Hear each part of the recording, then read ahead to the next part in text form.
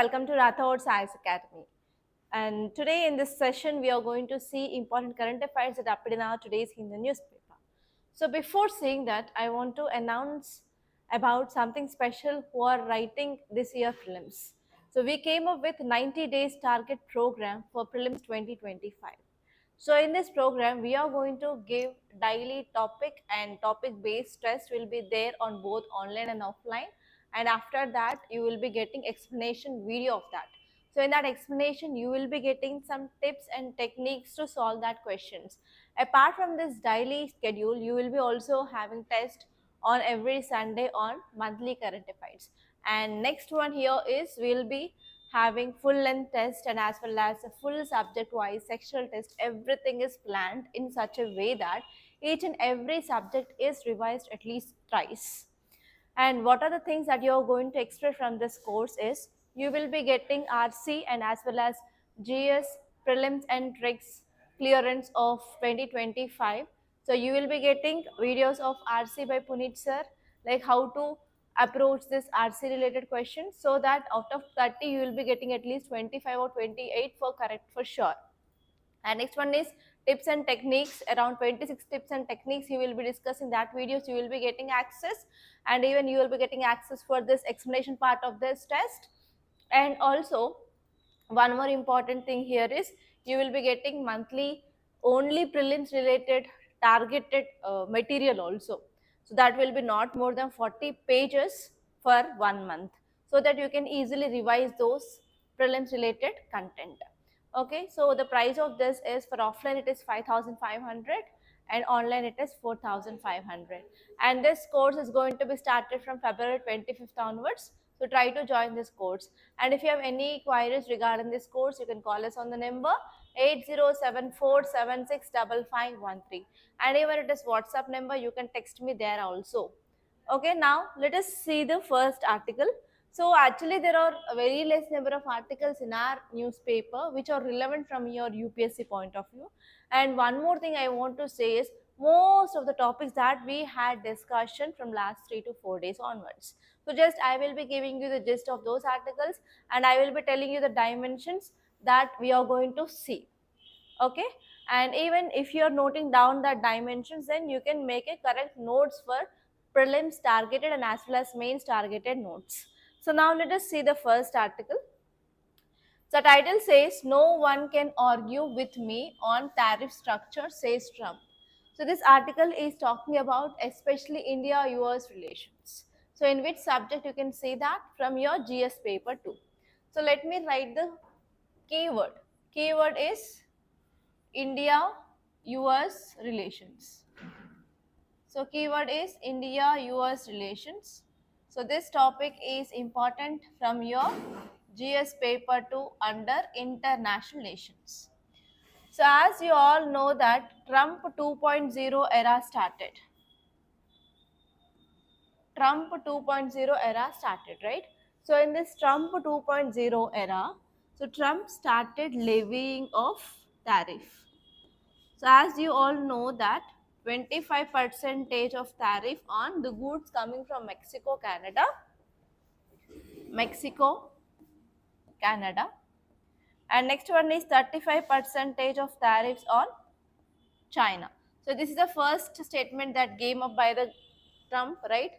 And after this, he also started that we are going to impose tariff of 25% on iron and steel products.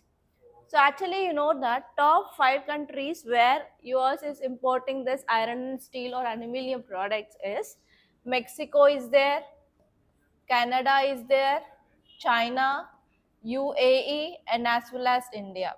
So India is also going to attract tariffs under that iron, steel, and aluminium goods. Okay, so because of this, especially tariffs of this US, it is also going to impact India. So now recently, what happened? So Trump gave an interview. So in this interview, he said that on India also we are going to impose tariff. We are also going to impose tariffs on this India also. India is not an exemption.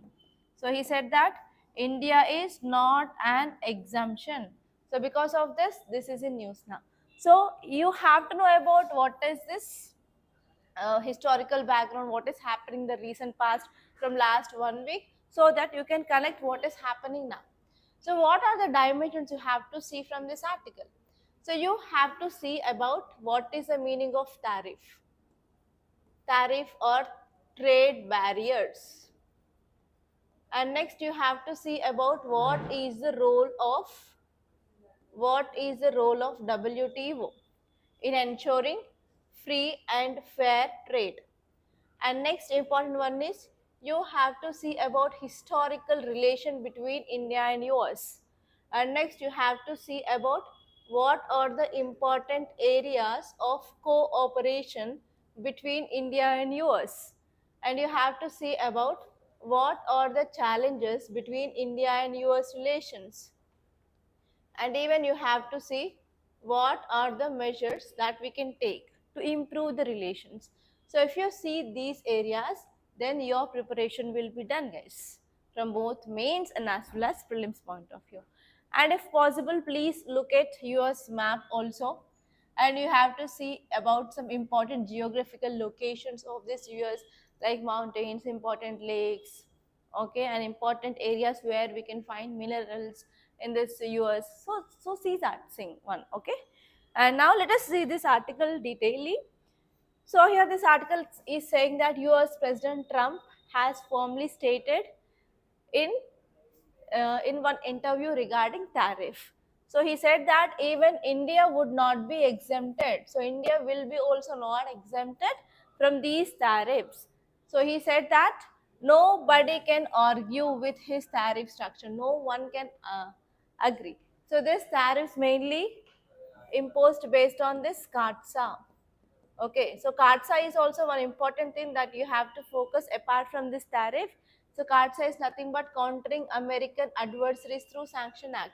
That means if any country is going for trade or improving of relations with countries like North Korea and as well as Iran, okay, Russia, so those countries will be getting this uh, this tariffs will be addressed, or there will be some imposition under this CAATSA. Sanctions will be imposed on those countries.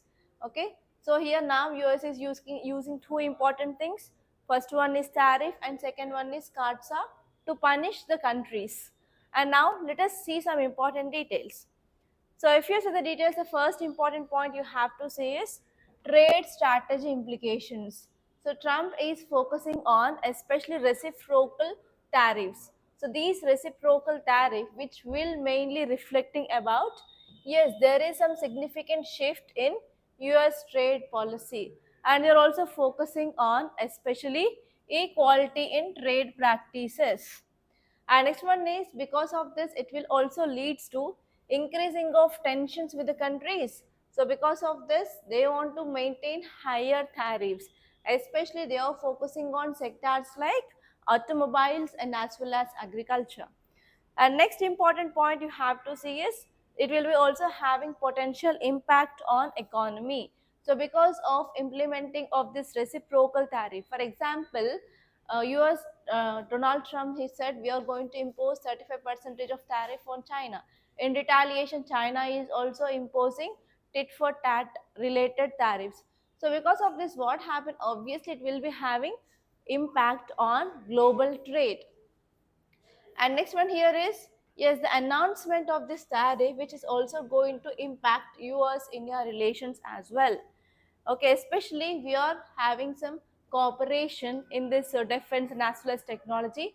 So in this area also, it is going to affect our relationship with US now. And next one here is Trump's approach is mainly focusing, or he's mainly uh, want to improve his own domestic industries, or like factories which are present in US. That means it is nothing but it is protectionism. They want to protect especially US related companies. So because of this, what happens whenever they are imposing tariff on the products which are coming from other countries, obviously what happens, there is increasing of cost of foreign goods. As you all know that, so most of this automobile industries of US, they depend upon other countries material. There will be increasing of automobile cost in US itself. So because of this, it will be affecting the people at large. Okay, so that the market dynamics and people purchasing behavior will be also get impacted.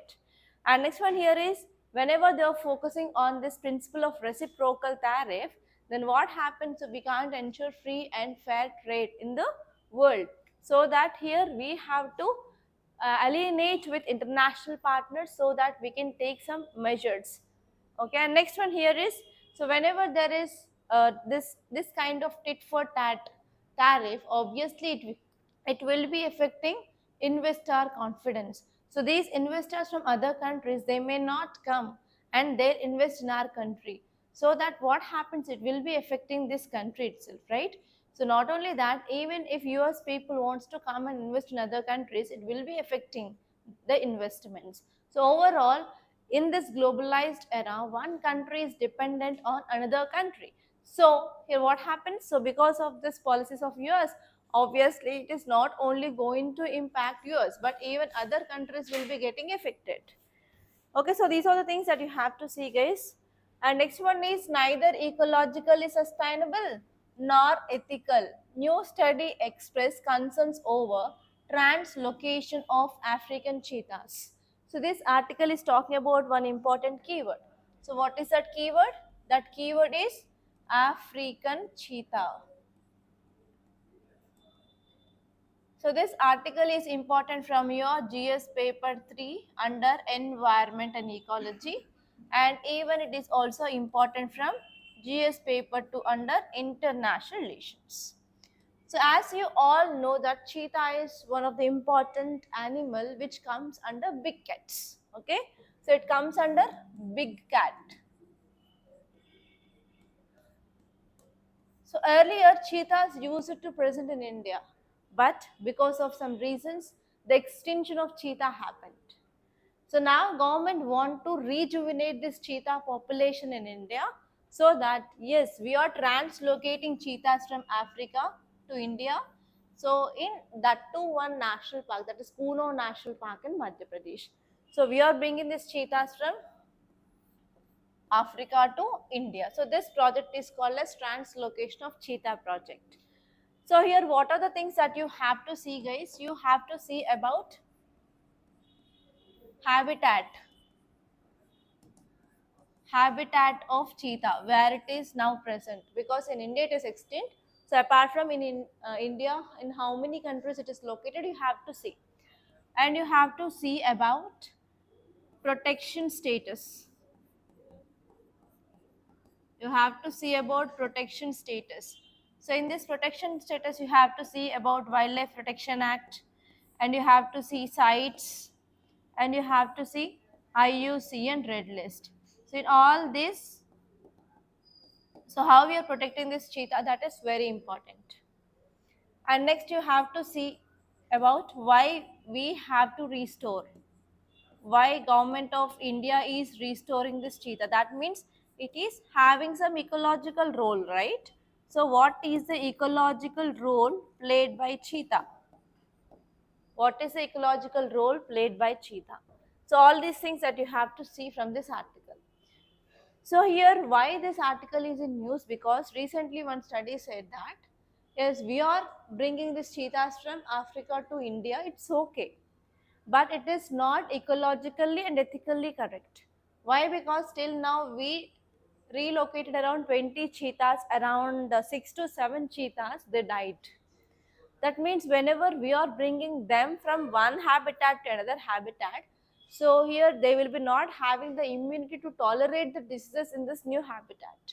So because of some virus attack and some lack of protection, so many cheetahs had been died. So because of this, the study which is saying that it is not ecologically and as well as ethically correct. So now let us see this article in detail. So this article is saying that a recent study had been done by Center for Wildlife Studies, which raises significant concerns about translocation of African cheetahs to India. And this study which is saying about ethical dimensions, ecological and as well as welfare challenges that we are having for this project cheetah. Okay, now let us see some ecological concerns. So actually there is high mortality rates. So because of this high mortality rates, that means death rates in this translocated cheetah, so which is saying that there is no ecological foundation. So ecologically also it is not good for translocation of these cheetahs. And next one here is it is also having impact on sourcing population. So there are around 6,500 mature African cheetahs they are present in wild. And whenever we are going for this translocation, so we have to go for chasing them and catching them and sending back to India, right? So actually what happens, so in this process of capture and translocation, it will be having a fear of genetic diversity. So there will be decreasing of genetic diversity in this population. So because of this, now ethical questions which are raising behind this project. And next one here is we are not focusing especially on the welfare of translocated animals. So whenever we are sending this African cheetahs to India, so if they are not capable or coping with this new environment, there will be increasing of stress levels. So because of the stress levels, what happened? There will be the death in animals. So here we need to have the frequent veterinary interventions so that we can decrease this kind of serious animal welfare concerns. And next one here is we need to also involve the local community in conservation of these cheetahs as well, so that we can integrate the local knowledge, local values and conservation strategies, etc. And next one here is we need to focus on shared spaces for humans and wildlife. So whenever we are taking conservation efforts for any species which is there, so we have to take care of the people who are living in this region also. So we need to create a sustainable relationship with the local community and as well as the animal which is present on which we are taking care for conservation. And next one here is ethical considerations are there. For example, there are some ethical dilemmas regarding conservation practices and what is this morality, whether it is moral whenever we are going for translocating of these cheetahs from Africa towards India, and which kind of actions we have to take so that we can decrease the mortality rate, everything. So these are the things which are mainly said. So especially see about some basic facts that I said in introduction so that you can make a good notes. And now let us see the next article. So see this image. So this image is about one important exercise. So this exercise is Cyclone 3. So actually this is one of the annual exercise which is happening between India and Egypt now. So every year in your prelims you will be getting a question regarding exercise and news. So how you have to make the notes for this is, so just dedicate 2 to 3 pages in your current affairs notes for this exercise, and you have to write name of exercise on one column, name of exercise, and you have to see between which countries this exercise is, and you have to see biennial or annual or for every 6 months, like that you have to write that thing. And you have to write it is with army or navy or air force. And next you have to see some important features or like benefits of this exercise. So if you are making this kind of notes, so that in entire 1 year, so it will be like around 25 to 30 kind of exercise that you can see in news for sure. So you will be having the notes at a single area, so that it is not pressuring you during the time of examination, because you can easily go for revision if you have this kind of very crisp notes. So try to make this kind of crisp notes for your current affairs for sure. And now let us see this topic in detail. So it is annual exercise, it is an annual exercise which held alternatively both in both countries. It is between India and as well as Egypt. Okay, so from Indian team there will be around 25 soldiers, they are participated, and from Egypt also there are 25 soldiers, they had been participated. And what are the objectives? Objectives here is obviously to improve relation between the two countries.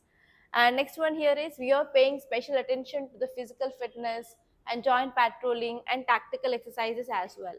And especially this operation is to counter terrorism, and as well as they are going for operations in desert and semi-desert areas. Okay, so those are the things that you have to remember. That's it, not nothing more than that. And see this Egypt.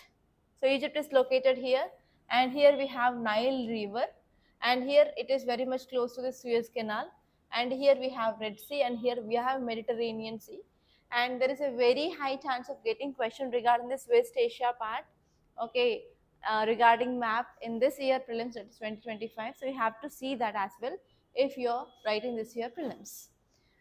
And now let me explain you. Yesterday itself I said we are going to get editorials regarding two important topics. One is about India Qatar. So as we said, as we discussed in our yesterday's class about India and Qatar relations, is we are going to improve trade. So in yesterday's class itself, I detailedly discussed about why this Qatar is important and what are the points that you have to remember regarding Qatar. There I said to see the map and as well as economic of this Qatar on which it is based, and about energy security between India and Qatar. The same thing which is given in this article, nothing extra which is given. So just see that topic. So in this way, if you are good at expecting what is going to be the next day editorial, then you will be in the right pace. So yesterday itself I said you will be getting editorial regarding this. And one more important topic I also yesterday focused on is US and Russia. So US and Russia, they are going to have a meet to end this Russia-Ukraine war. Again, the same thing came as a lead article in our today's editorial. So in this way, you can expect if you are in a right pace of reading newspaper. So in yesterday itself, I said all these things very clearly.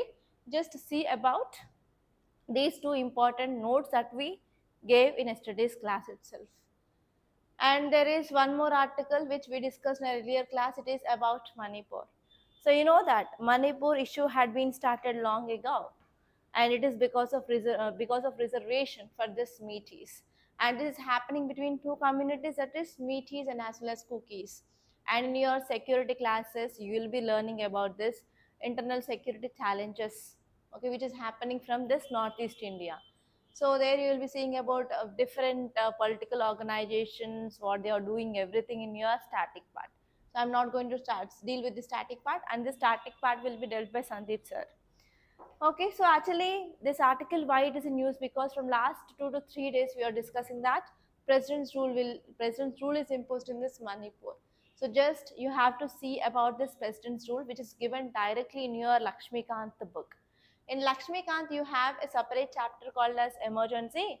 In that we have three types of emergency: national emergency, state emergency, and financial emergency. And there are some articles which are dealing with that. That is Article 352, 356, and 360. So this article is about state emergency or president's rule, which comes under Article 356. So just see about what is this Article 356 and even Article 355, and you have to see what is the process of imposition of this president's rule, and what happens in this president's rule, and which fundamental rights will be taken away, which fundamental rights cannot be taken away, and what is the impact of this president's rule. All these things are very important, and you will for sure, for 100%, you will be getting questions regarding this president's rule in your prelims 2025. Okay, so that's it. And there is one article, see here, on building resilient telecom infrastructure. So recently, I think, if I'm not wrong, around 4 to 5 days ago, we discussed one editorial that we have to safeguard our telecom industry, especially telecom services. Why? Because if there is any disaster, then we need to have the proper dissemination of information. If you're not getting information, then what happened? Can you take any steps for the relief and rescue? No. So if there is any emergency regarding disaster, every state, they have to focus on their telecom network is very crucial. So already we discussed that topic as an editorial, and now again that had been appeared, the same thing appeared in this text and context. So if you see the gist, it says that telecom networks are crucial to handle disasters because it will allow state and as well as national disaster management authorities to communicate quickly with local municipalities and as well as at the state and union government. So if there is no telecom, if there is no telephone services, how can they communicate, right? So we need to have good telecom networks. And CDRI in recent report which recommended that we can take few measures to develop resilient telecom network. For example, they said that greater data collection, and we need more coordination among officials so that we can improve robust power infrastructure. Especially we need more cell towers. And next one is what are the cell towers that we are installing? Those cell towers need to withstand very high wind speeds, especially in coastal states and as well as coastal districts where these cyclones or hurricanes will occur. Okay, so we need to have the cell towers which are resilient to this higher wind speeds. And next one is coastal regions, they have more vulnerability. That means they will be getting hit regions, or they will be affecting the most prone regions like Arabian Sea cyclones or Bay of Bengal cyclones, like that. So in these coastal regions, we need to use undersea cables.